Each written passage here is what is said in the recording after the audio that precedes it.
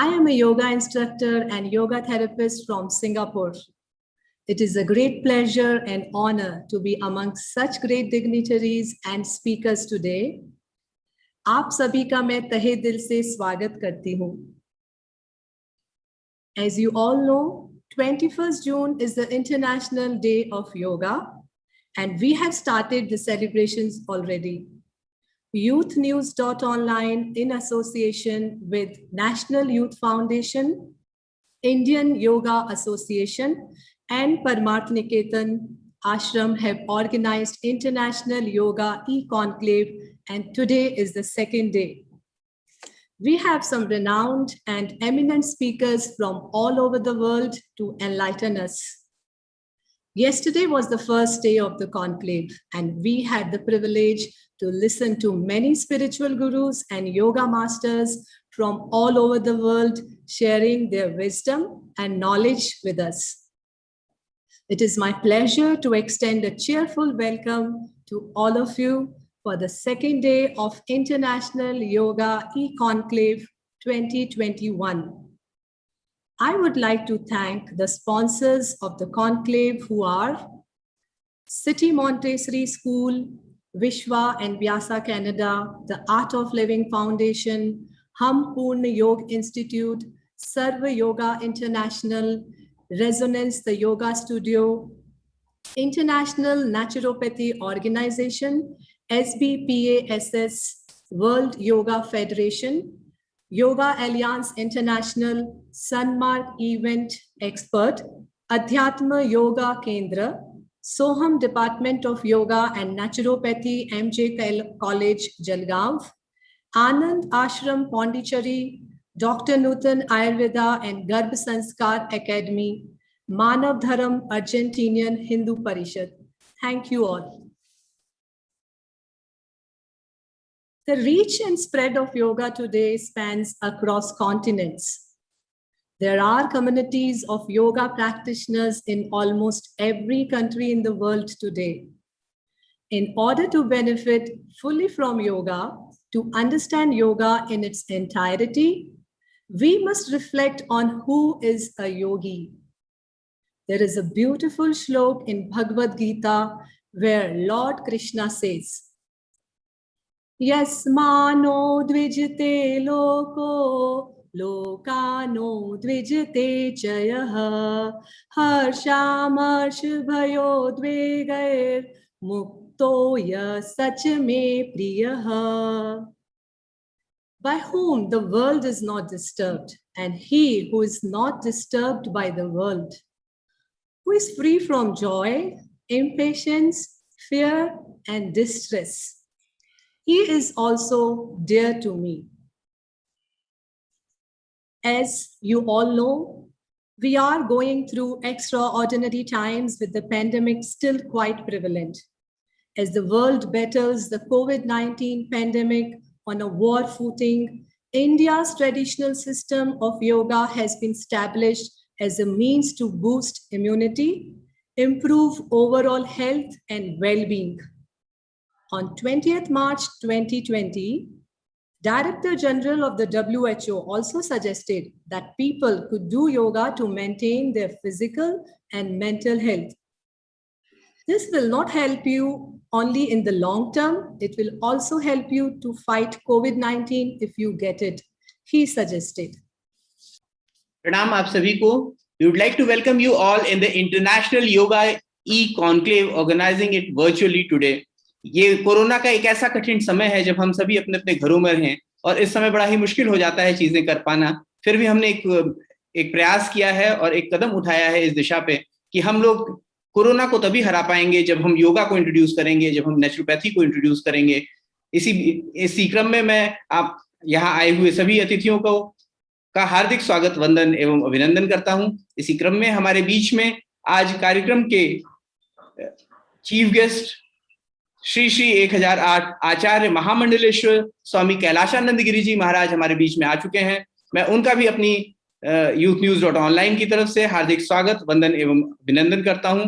We would like to introduce that this event is conceptualized and organized by YouthNews.online in association with Parmarth Niketan Ashram, Haridwar, and Indian Yoga Association, supported by National Youth Foundation, City Montessori School, Vishwa and Vyasa Canada, the Art of Living Foundation, Hum Purna Yoga Institute, Sarva Yoga International, Resonance the Yoga Studio, International Naturopathy Organization, SB Pass, World Yoga Federation, Yoga Alliance International, Sanmarg Event International, Adhyatma Yoga Kendra, Soham Department of Yoga and Naturopathy, MJ College, Jalgaon, Anand Ashram, Pondicherry, Dr. Nutan Ayurveda and Garbha Sanskar Academy, Manav Dharma Argentina Hindu Parishad. We would like to welcome you all again. एक बार मैं स्वागत करना चाहूंगा हमारे आज के कार्यक्रम के विशिष्ट अतिथि स्वामी गोविंद देव गिरी जी महाराज जी का, जो कि हमारे बीच में आ चुके हैं, जो कि ट्रेजरार हैं राम जन्मभूमि तीर्थ ट्रस्ट न्यास के। मैं स्वागत करना चाहूंगा हमारे बीच में परम पूज्य हिज होलीनेस परम पूज्य स्वामी चिदानंद सरस्वती जी, जो कि फाउंडर हैं परमार्थ निकेतन आश्रम के, वो आ चुके हैं। मैं उनका स्वागत करता हूं। I would like to welcome for my kind heart doctor Antonietta Rossi from Italy, founder Sarva Yoga International. I would like to welcome Sneha Arora, Indian classical and Bhakti singer. I would like to welcome Valentina Cortini. I would like to welcome Sri Gaurav Prakash ji, जो कि हमारे बीच में आ चुके हैं. I would like to welcome Carlos G. Verratti, the director of the Center of Yoga Sadhana of Argentina. I would like to welcome Mr. Adi Stern, co-founder Astang Yoga. I would like to welcome Swami Vidyanand ji. He is a very renowned and founder and president Yoga Alliance International, World Yoga Federation, Meditation Alliance International. Would like to welcome you all here in this board, in this International Yoga E-Conclave. We are doing it for the second time. एक बार पुनः यहाँ आए हुए अतिथियों का मैं आप अपनी सभी सहयोगी संस्थाओं की तरफ से हार्दिक स्वागत, वंदन एवं अभिनंदन करता हूं और अनुरोध करता हूं आज के कार्यक्रम के हमारे होस्ट तनुज नारायण जी से कि कार्यक्रम को आगे बढ़ाएं। यहाँ पर हमारे साथ में हमारे जो चीफ गेस्ट हैं श्री 1008 आचार्य महामंडलेश्वर स्वामी कैलाशानंद गिरी जी। आप हरिद्वार के निरंजन अखाड़े से जुड़े हुए हैं और देश और विदेश में सनातन धर्म को और आगम शास्त्र को, वैदिक शास्त्र को आगे बढ़ाने के लिए कृत संकल्प हैं। कैलाशानंद गिरी जी एक बहुत अकम्प्लिश्ड और योग्य इसके अखाड़े के महामंडलेश्वर हैं। मैं ज्यादा समय नहीं लेते हुए मैं आमंत्रित करता हूं कैलाशानंद गिरी जी महाराज को कि आप अपने आशीर्वचन इस ई कॉन्क्लेव को, ई योगा कॉन्क्लेव को सारे यूथ तक इसको पहुंचाएं। कैलाशानंद जी, प्रणाम स्वामी जी। स्वामी जी अनम्यूट कर दीजिए।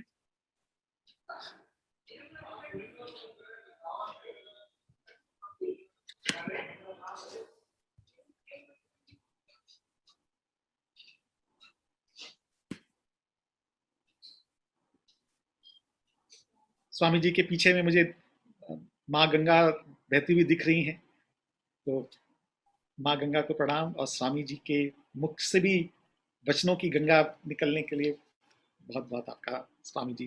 रमणीय जटा कलापम गौरी निरंतर विभूषित वाम भागम नारायण प्रियमनंगमदापहारम वाराणसी पुरपतिं भज विश्वनाथं शंकरं शंकराचार्यं केशवं बादरायणं सूत्रभाष्य कृतौ वंदे भगवन्तौ पुनः पुनः ईश्वरो गुरुरात्मेति मूर्तिभेद विभाविने व्योमवत् व्याप्त देहाय दक्षिणामूर्तये नमः।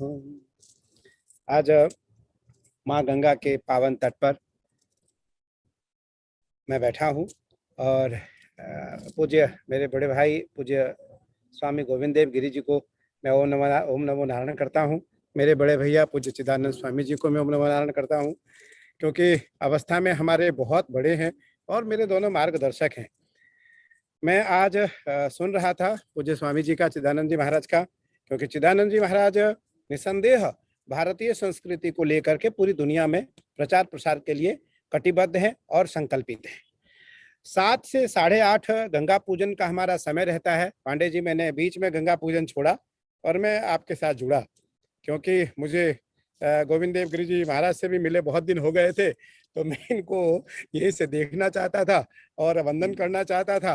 पूज्य आप सभी जितने विशिष्ट जन हैं, बहुत सुंदर विषय है, क्योंकि आपने जो विषय रखा है और योग, क्योंकि योगा कर्मसु कौशलम, योगा कर्मसु कौशलम, हम जब ध्यान करते हैं, अभी मैं गंगा पूजन कर रहा था, अभी मैं गंगा पूजन के लिए वापस जाऊंगा, क्योंकि मुझे गंगा जी की पुष्पार्चन करना है, गंगा जी की धूप करनी है, गंगा जी की आरती करनी है।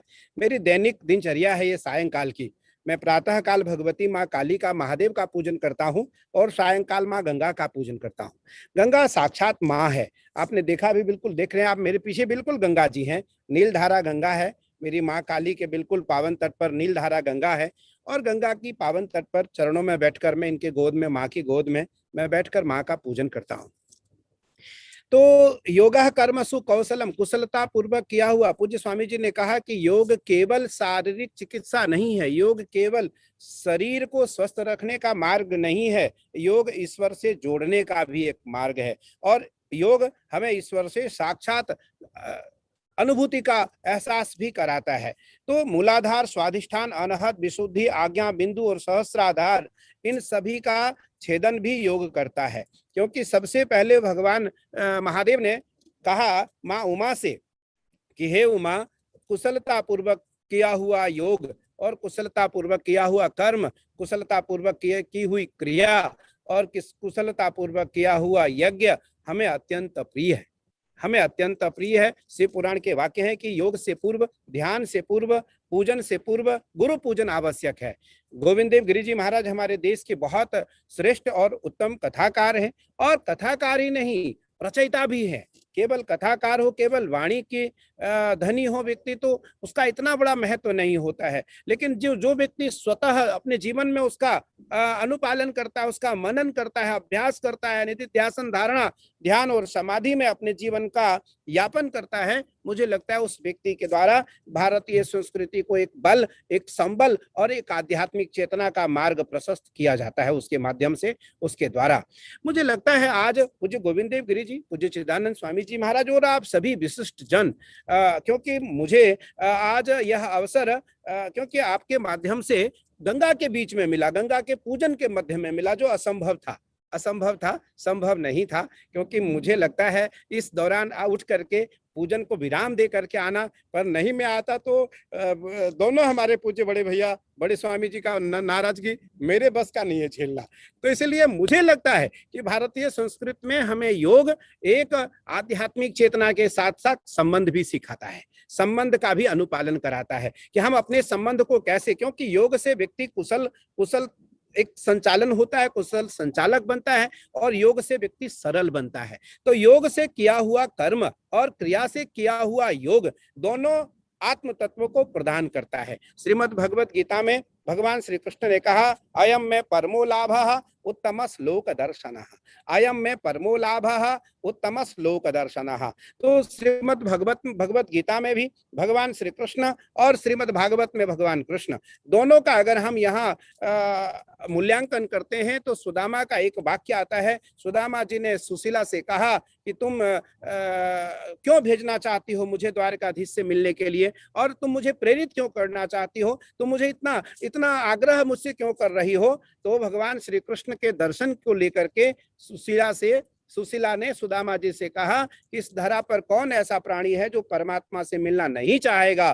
तो उस समय सुदामा जी ने कहा, अयम में परमो लाभः उत्तम श्लोक दर्शनः। तो मुझे लगता है आज उसी भाव को लेकर के मैं पूजन के मध्य में दोनों महापुरुषों के दर्शन के लिए यहाँ आया। महापुरुषों के दर्शन के लिए पूज्य गोविंद देव गिरी जी श्रेष्ठ सन्यासी हैं, श्रेष्ठ यति हैं। कथम रोदसी विप्रत्वम काते चिंता वलीयसी वदत्वम सत्वरम मह्यम स्वस्य दुखस्य कारणम। तो सन्यासी इस भारतीय संस्कृति में, जो पूज्य स्वामी चिदानंद जी महाराज ने कहा कोरोना का काल चल रहा है, इस कोरोना काल में सन्यासियों का, यतियों का, श्रेष्ठ जनों का, महापुरुषों का, प्रकृति का, माँ गंगा मैया का, आचरण का, व्यवहार का, हमारे दृष्टि दर्पण का और हमारी नैतिकता का, हमारी मौलिक सिद्धांतों का यदि आचरण हम अपने जीवन में उतारते हैं तो कोरोना हमारा बाल बांका भी नहीं कर सकता है, कोरोना हमारा बाल बांका भी नहीं कर पाएगा। लेकिन योग कुशलता पूर्वक किया हुआ योग, पूज्य स्वामी जी ने कहा योग से शीर्षासन है, गर्भासन है, मयूरासन है, कुक्टासन है, अर्ध शीर्षासन है, अर्ध पद्मासन है, अर्ध शीर्ष पद्मासन है। ये सब बड़े बड़े महत्वपूर्ण आसन है। आपको पता है बिना योग किए तो हम लोग भगवान शिव की उपासना में जा नहीं सकते, बिना योग किए तो हम लोग भगवान शिव की माँ गंगा की उपासना में ही नहीं जा सकते। और योग उसी प्रकार से श्रेष्ठ है जिस प्रकार से यतियों का मार्गदर्शन, जिस प्रकार से यतियों का एक समन्वय संधि, जिस प्रकार से यतियों का एक सानिध्य, यतियों के चरणारविंद रज, सन्यासियों का आशीर्वचन, सन्यासियों का वरदहस्त, सन्यासियों का हमारे जीवन में एक स्थापन होना, हमारे जीवन में सन्यासियों का एक स्थान होना, और हमारे हृदय में अभी मैं पूजन के मध्य से उठा और हमारे भारत के आदरणीय रक्षा मंत्री राजनाथ सिंह जी का फोन आया, स्वामी जी कैसे हैं आप? मैंने कहा मैं बहुत अच्छा हूं, हरिद्वार की स्थिति बहुत अच्छी अब हो गई है, पहले से बहुत अच्छी हो गई है। मुझे लगता है ऐसे जो भारत के महापुरुष हैं या ऐसे जो भारत के राजनेता हैं वो सन्यासियों के मार्गदर्शन में ही कार्य करते हैं, और इसीलिए हमारा भारत, हमारी वसुंधरा, हमारी संस्कृति और हमारा संस्कार संतों से आचरित है, संतों से संरक्षित है, संतों से संवर्धित है और संतों से मार्गदर्शित है। इसलिए हमारे भारत में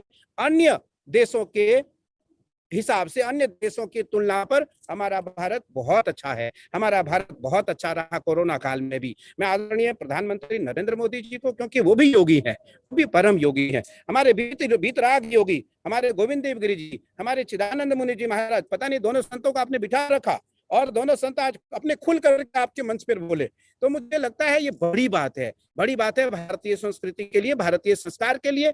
और आपके जैसे जो महापुरुष हैं, आपके जैसे जो कर्मठ लोग हैं, उनके ऊपर ऐसे महापुरुषों का आशीर्वाद सदैव और सतत प्राप्त होता रहता है। आपके जैसे महापुरुषों को, आपके जैसे लोगों को। माँ भगवती काली, महादेव और माँ गंगा तीनों का एक पूरक है, तीनों एक बहुत आपस में, तीनों की बड़ी सुंदर संधि है। तीनों, क्योंकि गंगा मकर वाहिनी है, मोक्षदायिनी है, पतित पावनी है, और गंगा ज्ञान प्रदायिनी है, गंगा भक्ति प्रदायिनी है, भगवती काली काल मर्दनी है और महादेव ज्ञान प्रदायक है।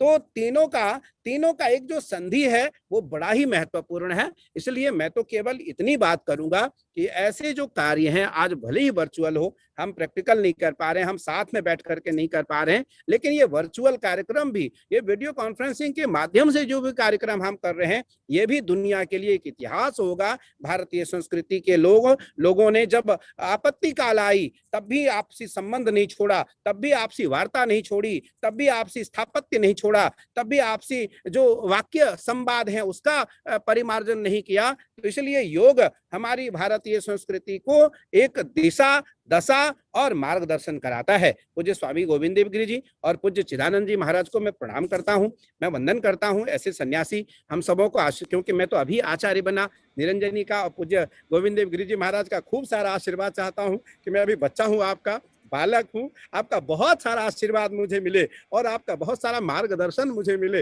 जिससे मैं भारतीय संस्कृति को लेकर के आगे चल सकूं और किसी प्रकार की कटुता मुझ में ना आए, किसी प्रकार की लघुता, किसी प्रकार की प्रभुता मुझ में ना आए, मेरी लघुता कभी ना जाए, मेरी लघुता कभी ना जाए और मेरे अंदर कभी प्रभुता ना आए। वो प्रभुता ना आए जो हमें भारतीय संस्कृति से अलग कर दे, हमें योग से अलग कर दे, हमें क्षेम से अलग कर दे, हमें कुशलता से अलग कर दे, हमें व्यक्तित्व से अलग कर दे, हमें अपने चरित्र से अलग कर दे और हमें अपने मौलिक सिद्धांतों से अलग कर दे। इसके लिए पूज्य सन्यासियों का बहुत सारा आशीर्वाद मुझे भी चाहिए और आप सबों को चाहिए, जितने विशिष्ट जन यहाँ बैठे हैं। तो मैं माँ गंगा से प्रार्थना करूंगा कि ऐसा कार्य आप दिव्य करते रहें, सतत सभी महापुरुषों का आशीर्वाद आपको प्राप्त होता रहे। समय बहुत थोड़ा है, मुझे भी गंगा पूजन में जाना है और अपने कार्यक्रम को भी मुझे लगता है आपको विराम देना है। मैं पूज्य द्वय अपने वरिष्ठ भ्राताओं को, ज्येष्ठ भ्राताओं को वंदन करता हुआ अपनी वाणी को विराम दूंगा और आप सबों को बहुत बहुत सारा साधुवाद, बहुत सारा आशीर्वाद। माँ गंगा का खूब सारा, हिमांशु बाबू